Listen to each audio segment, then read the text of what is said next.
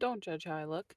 I'm here to show you my little invention that I made because I'm gonna be getting rid of what I call the silver bullet, which is my vehicle that I've had for 5 years.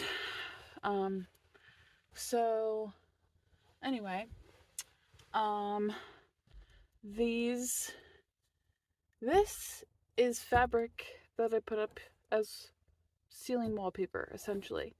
It's my two favorite colors, blue and yellow.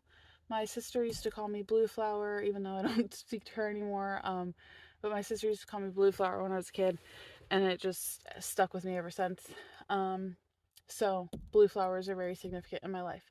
Anyway, I sewed these buttons to it and stapled and glued this to the ceiling because the glue was not enough, so staples were needed.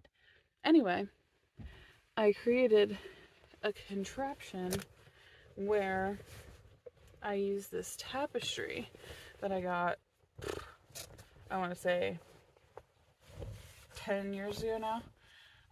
And I just simply cut holes into it, and they are in the, um, you know, as far apart as the other buttons or whatever, like the measurements are all correct, and I mean, they're not correct, I guess. It was a pretty easy job. But you see what I'm saying?